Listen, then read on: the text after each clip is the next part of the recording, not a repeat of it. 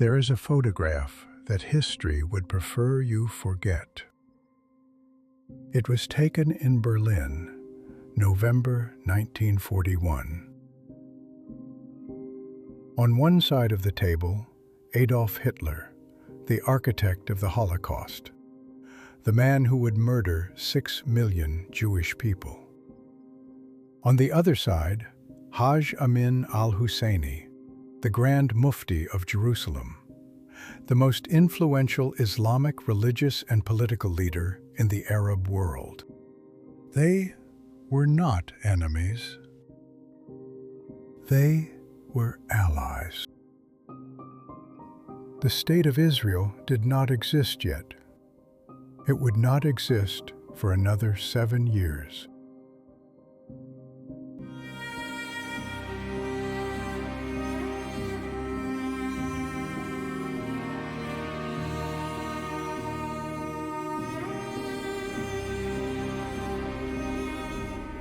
I want to ask you something before we begin.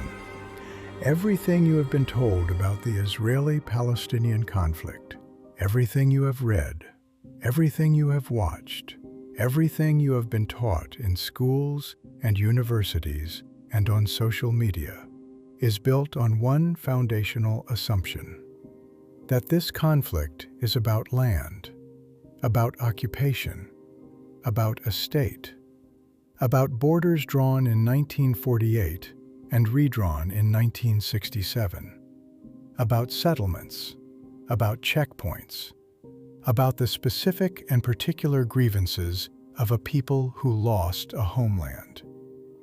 I want to show you a photograph that destroys that assumption completely. This man on the left, wearing the white turban, is Haj Amin al-Husseini, the Grand Mufti of Jerusalem, the most powerful Islamic religious and political leader in the Arab world in the 1930s and 1940s. The man across from him needs no introduction.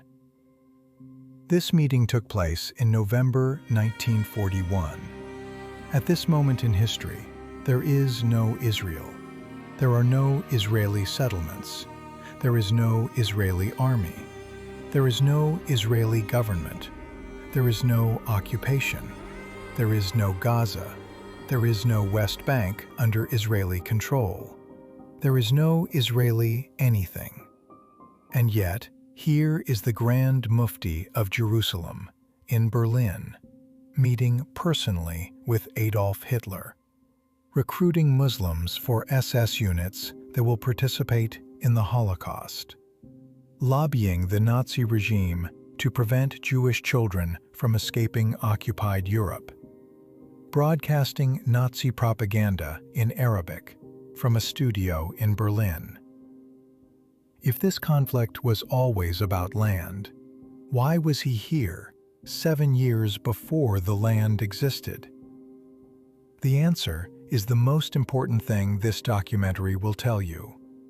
This was never about land. It was never about a state.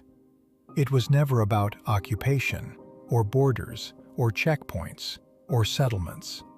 It was always, from the very first meeting, in the very first alliance, about one thing only: the elimination of Jewish people from the Middle East.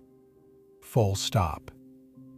And the men who built this ideology, from Hitler's Berlin to the streets of Gaza to the Islamic Republic of Iran, have been getting very, very rich from making sure that goal is never achieved and the conflict never ends.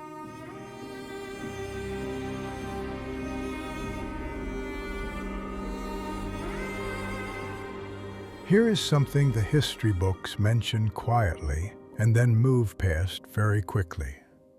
Adolf Hitler paid Haj Amin al-Husseini generously. The Grand Mufti received a monthly stipend from Nazi Germany. He had a villa in Berlin, a personal staff, full Nazi hospitality for himself and his entourage, while the people he claimed to represent were living in poverty and displacement. This financial arrangement, a leader getting rich from a conflict his people suffer through, did not end with the Second World War. It became the template. Yasser Arafat, the man who became the face of Palestinian liberation for decades, died in 2004. His personal fortune at the time of his death was estimated at between $1 and $3 billion. $1 to $3 billion, accumulated while the Palestinian people he represented lived in refugee camps. Khaled Meshal, the political bureau chief of Hamas, has an estimated personal net worth of $2.6 billion. He has spent most of the last decade living in luxury hotels and five-star residences in Qatar, not in Gaza, not in a refugee camp, not in the conflict zone he sends other people's children to die in. Qatar. Ismail Haniyeh, the Hamas leader assassinated in 2024, lived in similar luxury while directing operations that kept ordinary Palestinians in poverty, under blockade, and in the crosshairs of a conflict that made his leadership valuable and his bank account grow. Hassan Nasrallah, the Secretary General of Hezbollah, controlled an organization estimated to have an annual budget of hundreds of millions of dollars, funded almost entirely by the Islamic Republic of Iran, funded with money stolen from Iranian teachers, Iranian nurses, Iranian families who cannot today afford eggs. The war is not a tragedy these men are trying to end. The war is the business model. Peace would be a catastrophe for them personally. Every time peace has come close, and it has come close many times, someone has made sure it didn't happen. Let me show you exactly what was on the table, and exactly what was thrown away.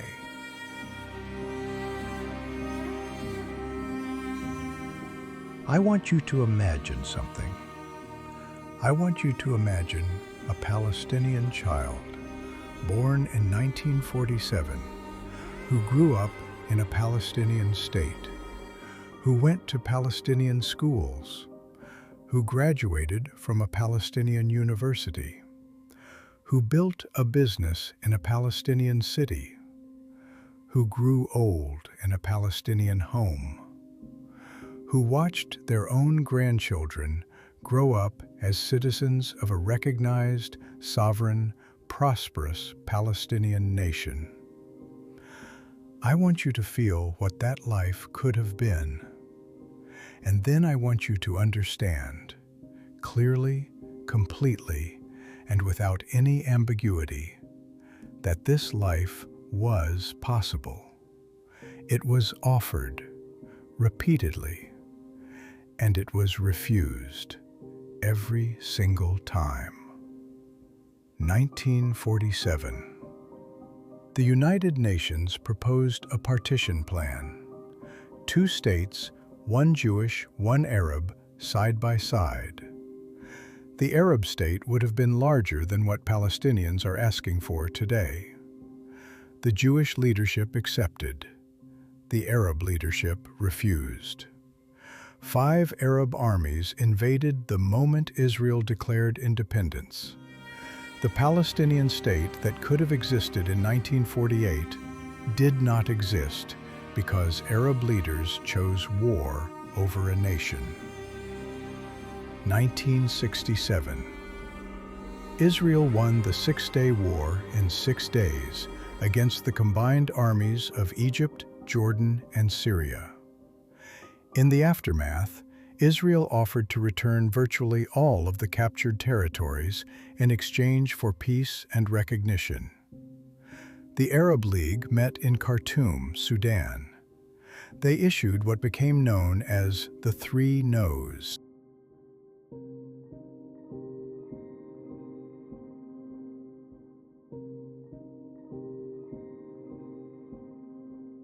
A Palestinian state could have existed in 1967.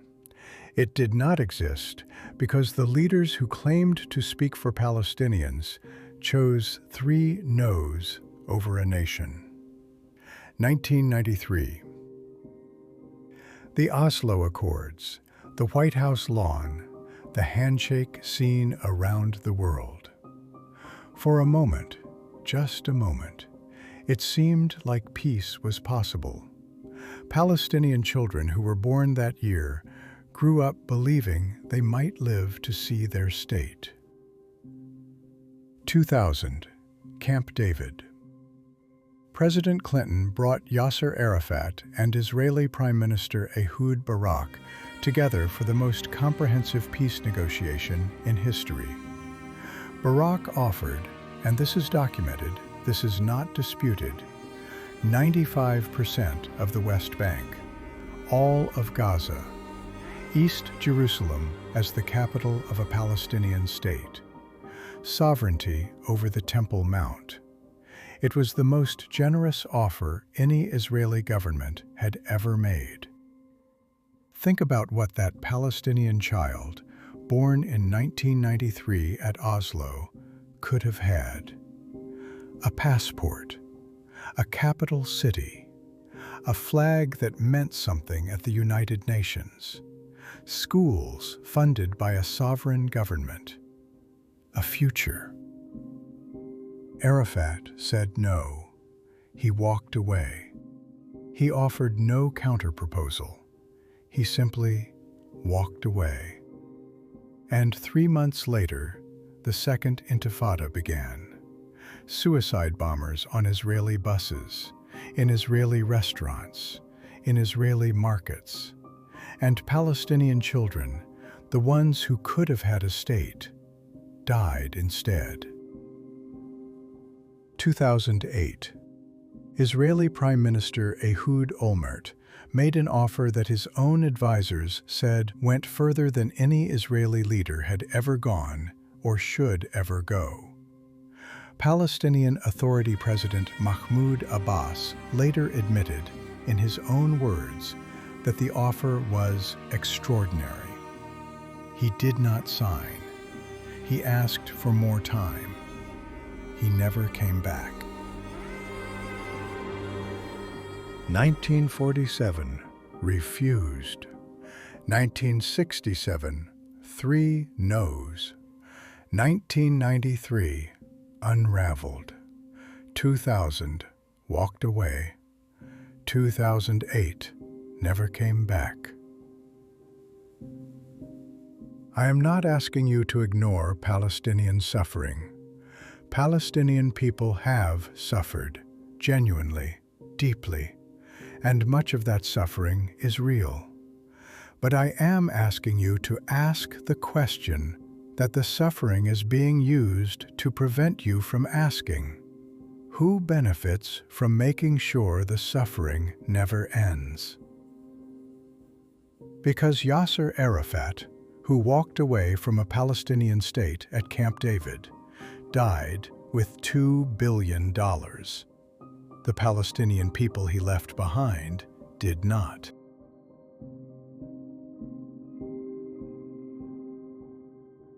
For 30 years after Israel's founding, the conflict was sustained by Arab nationalism, Soviet funding, and the personal financial interests of leaders who had built their entire identity and income around a war they needed to continue. Then came 1979, and everything changed. The Islamic Revolution in Iran was not, as it was sold to the world, a liberation movement. It was a hijacking of one of the oldest and most sophisticated civilizations on Earth, carried out through an unholy alliance between political Islam and international communism, facilitated by liberals and intellectuals who thought they could control what they had unleashed, and enabled, shamefully, by Western governments who thought they could manage what they had helped create. America, Britain, France, Germany. They all played their part in putting the serpents on the throne. But what the Islamic Republic did next, with the resources of a major oil-producing nation at its disposal, transformed the Israeli-Palestinian conflict permanently. It became the bank. Hamas, created, funded, and armed by Iran. Hezbollah, created, funded, and armed by Iran. Palestinian Islamic Jihad, funded by Iran. The Houthis, funded and armed by Iran. Before 1979, the Palestinian cause had patrons who were willing to fund it. After 1979, it had an engine, an ideological engine, a financial engine, and a military engine, all run by a regime that needed the conflict to continue because the conflict justified the regime's existence, its military budget, its regional ambitions, and its theological claim to leadership of the Islamic world. Every peace deal after 1979 had a new enemy, not just Palestinian leaders protecting their personal wealth. Now there was a revolutionary government in Tehran willing to fund, arm, and direct anyone who would sabotage peace, because peace between Israel and the Palestinians would collapse the entire ideological architecture that the Islamic Republic had built its identity upon. A peaceful Middle East is an existential threat to the Islamic Republic of Iran, so they made sure there was never a peaceful Middle East, with Iranian money, Iranian weapons, and the stolen wealth of Iranian people who could not today afford to buy grocery.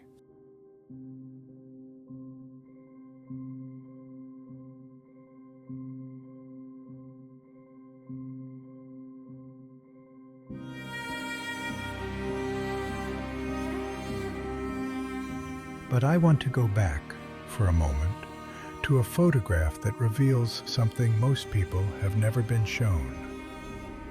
This photograph was taken in 1955 at the Bandung Conference in Indonesia, the founding moment of the non-aligned movement, where newly independent nations gathered to chart a course between American capitalism and Soviet communism.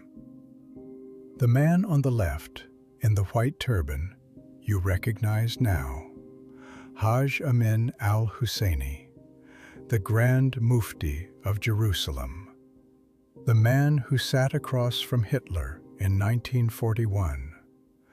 The man he is speaking with is Zhou Enlai, the Premier of the People's Republic of China, Mao Zedong's right hand, the second most powerful communist leader in the world.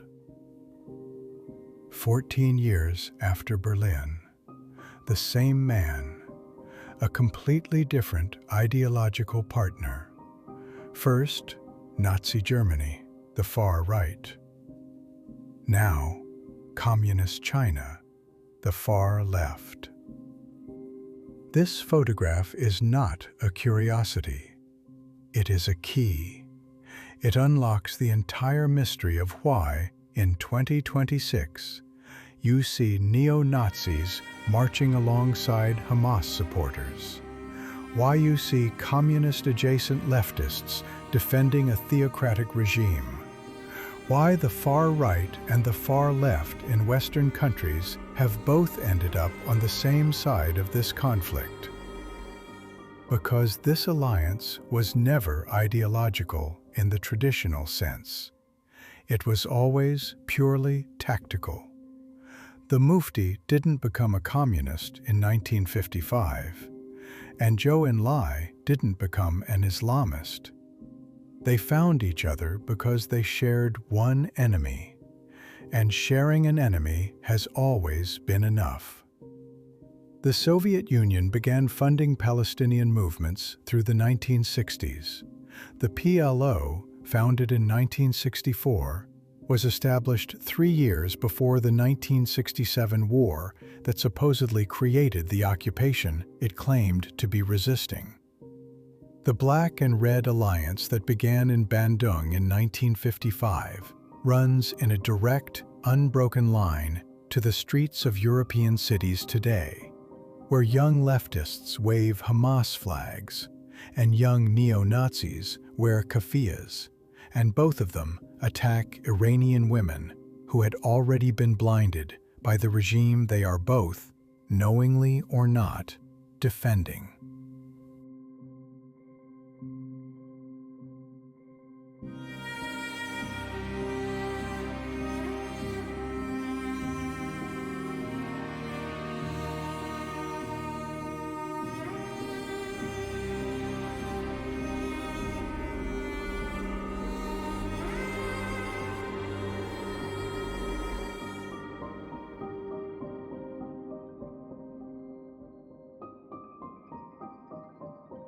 And then came 2026, and everything the Alliance had built over 85 years, from Hitler's Berlin to Tehran's bunkers, began to collapse.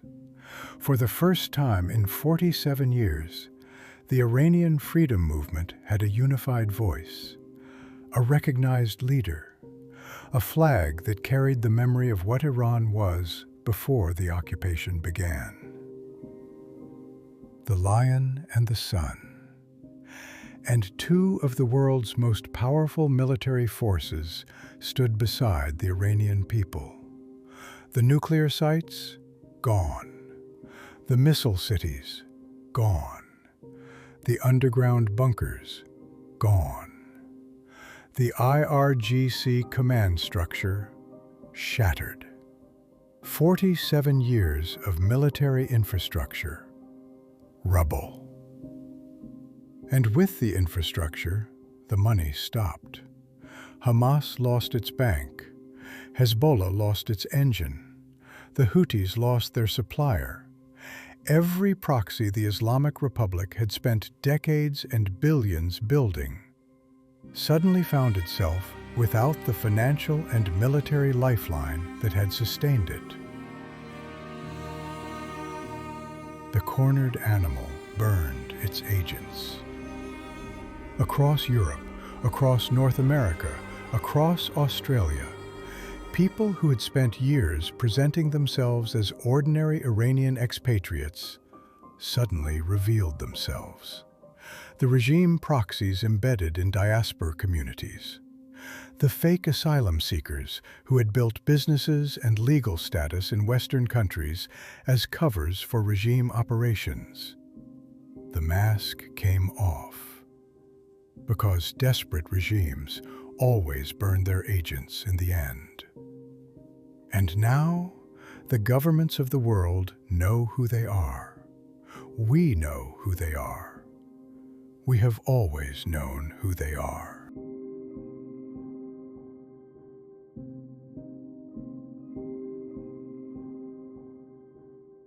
And now I want to speak directly, not to the leaders, not to the financiers, not to the architects of this alliance who have gotten rich from 8 decades of manufactured conflict.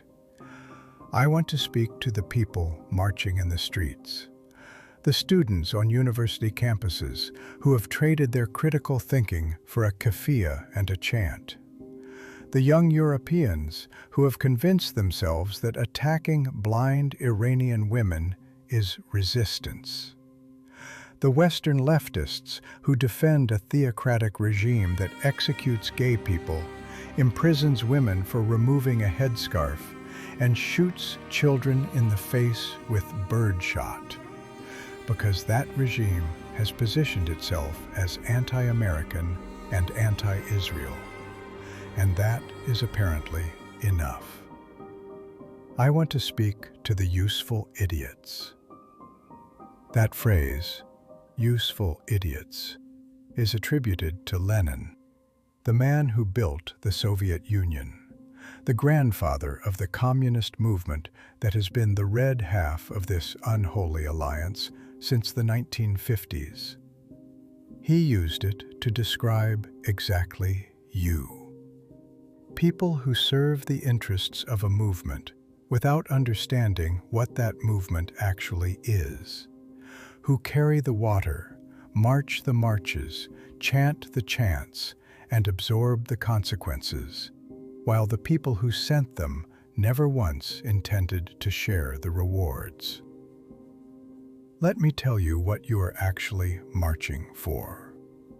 You are marching for a world in which Khaled Mishal keeps his $2.6 billion in Qatar, while the Palestinian people you claim to care about remain in poverty, in camps, in conflict, because their poverty and their suffering is the product that justifies his wealth and his power.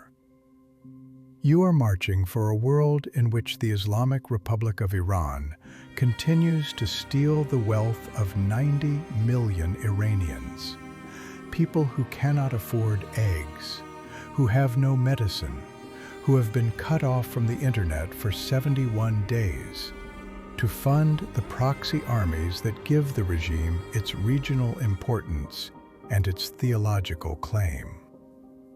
You are marching for a world in which Hamas leaders live in five-star hotels in Qatar, while sending Palestinian teenagers to die with RPGs in Gaza tunnels, and then using the photographs of those dead teenagers as fundraising material for the next cycle. You are not helping Palestinian people. You are helping the people who need Palestinian people to keep suffering. There is a difference, and it is the most important difference in this entire story. The Grand Mufti who sat across from Hitler in 1941, he was not a refugee. He was not stateless. He was not displaced. He had a villa in Berlin, a monthly stipend, a personal staff, and the Palestinian people he claimed to represent had nothing. 80 years later, the template has not changed. The leaders have villas, billions in offshore accounts, luxury hotels, protected families in Western countries, the same Western countries they send you into the streets to denounce. And the Palestinian people still have nothing. If you genuinely care about Palestinian lives, stop marching for the people who profit from Palestinian suffering. Start asking why every peace deal was rejected. Start asking where the money goes. Start asking why the leaders who have been fighting for a Palestinian state for 80 years are billionaires, and the Palestinian people are not. Start asking who benefits from making sure this never ends. Ask the question they have been paying very good money to make sure you never ask.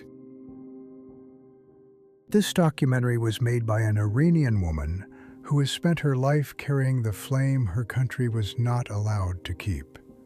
These final words are hers. I am Iranian. My civilization is among the oldest on Earth.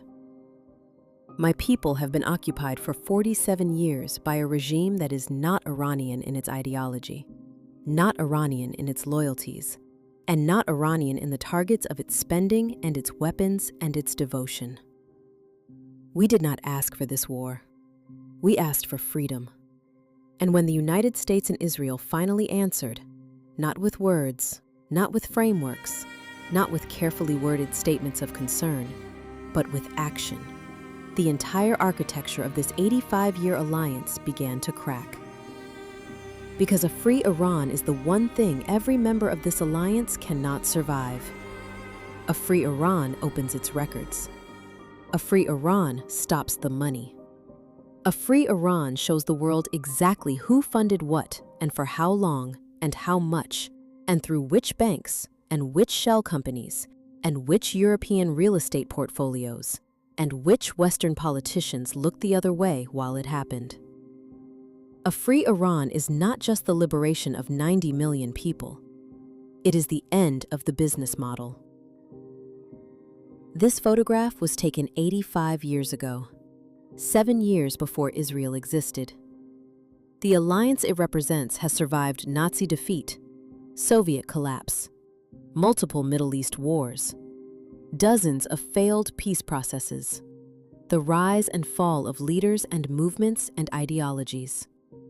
It has survived because it has always found new useful idiots to carry it forward, and new leaders willing to get rich from making sure it never ends.